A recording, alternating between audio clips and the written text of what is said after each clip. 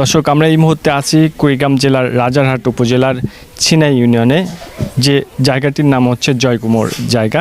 এই জায়গায় গত 4 দিন থেকে একটি তাণ্ডব লীলা আমরা দেখতে পেরেছি। এখানকার পুলিশের উপস্থিতিতে এখানকার বাড়িঘর লুটপাট হয়েছে, এমন ঘটনা আমরা দেখতে পেয়েছি। আমি যদি আপনাকে একটু দেখানোর চেষ্টা করি যে এই জায়গাটি হচ্ছে সেই জয়কুমোর এলাকা। এই বাড়ির মালিক হচ্ছেন বাহাদুর। তার বাড়ি গত 4 দিন থেকে লুটপাট হয়েছে। এনার বাসায় গরু বিক্রি 26 লাখ টাকা, এখানকার ধান চাল শস্য অনেকগুলো ছিল, সেগুলো কিন্তু লুটপাট হয়েছে। তার যে ঘরের আসবাবপত্রগুলো আছে, সেই ঘরের আসবাবপত্রগুলো আপনি কিন্তু দেখতে পাচ্ছেন যে কোনো কিছুই নেই, অবশিষ্ট তাদের যে থাকার জায়গায় একেবারেই নেই। এখানকার যারা স্থানীয় তারা কিন্তু বলছেন যে পুলিশের উপস্থিতিতে এই লুটপাট চললেও পুলিশ নীরব ভূমিকা পালন করছে, এমনটি অভিযোগ করেছেন। এবং আরও অনেকের সাথে কথা বলেছি, এখানকার স্থানীয় যারা ভুক্তভোগী, যারা আসলে লুটপাটের শিকার হচ্ছে যে সমস্ত পরিবার, তারা বলছে যে পুলিশের ইন্ধনে, পুলিশ টাকা খেয়ে তারা আসলে এই ভূমিকায় অবতীর্ণ হয়েছে, যে কারণে এই সমস্ত পরিবারে লুটপাটের সাহস পেয়েছে এখানকার স্থানীয় যে সমস্ত লুটপাটকারী যারা আছে তারা।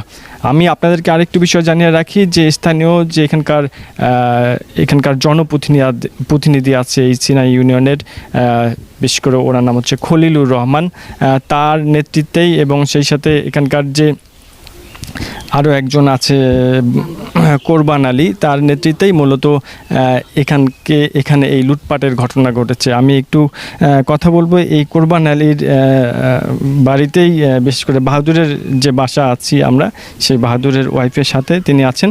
আমরা তার কাছে একটু শুনবো যে চাচি একটু বলবেন যে কারা এই ঘটনা ঘটিয়েছে এবং কতজন মানুষ এখানে এসে এই ঘটনাটা ঘটেছে বলেন। বাবা 300-400 মানুষ লোক আসছে, থানার লোক আসছে, 80 টাইম বসিয়েছিল।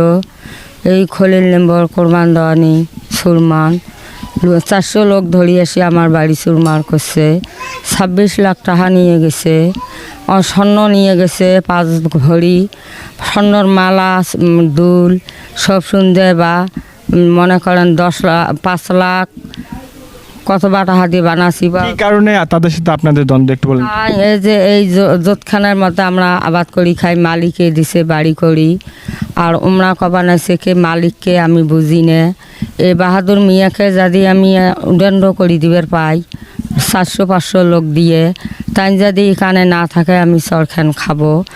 তার জন্যে এই যে চাঁদা বেরিয়েছে 3 লাখ, 4 লাখ, 5 লাখ, 20 লাখ।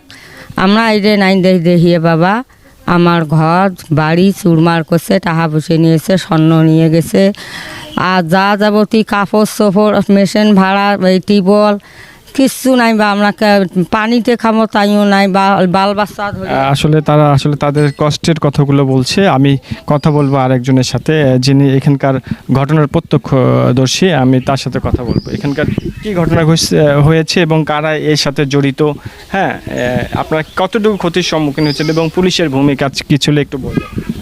খলিল লিম্ব, সুরমান, কুরবান দেওয়ানি, কুরবান এলে সবাই ছিল। আমাদের বাড়ি 500 লোক ধরে আসিয়ে ভাঙচুর করছে। পুলিশ ছিল, পুলিশের সামনে পুলিশ কিছু না করতে পারে নাই। মাইক পর্যন্ত নিচে যে এলাকাবাসী ভাই বোনেরা কেউ এখানে আসবেন না, যার যার বাড়িতে তাই থাকবেন। এলাকাবাসী কেউ এখানে আসে নাই ওনার ভয়তে। হাতিয়ার পাতি অস্ত্র যা আছে 500 লোক আসিয়ে আমার বাড়ি বাসা যা আছে, একে সোনা বানা টাকা নিয়ে গেছে 26 লাখ। এখন আপনারা কি চান? বিচার চাই। এনারা এমন আমাকে করবে, আমরা যে বাচ্চা কাচ্চা নিয়ে খাবো আমার এটাও নাই। তা আমি এনারগুলোর বিশ্বাস চাই। আমার ট্রাক গাড়ি ছিল সব পূর্ণ, সব ভাঙচুর করছে। জোবা কাটা মেশিন ছিল সব নিয়ে গেছে, যা কিছু যাবতীয় ছিল সব কিছুই নিয়ে গেছে। সুরমান পাগারু মাইক পর্যন্ত ধরিয়েছে যে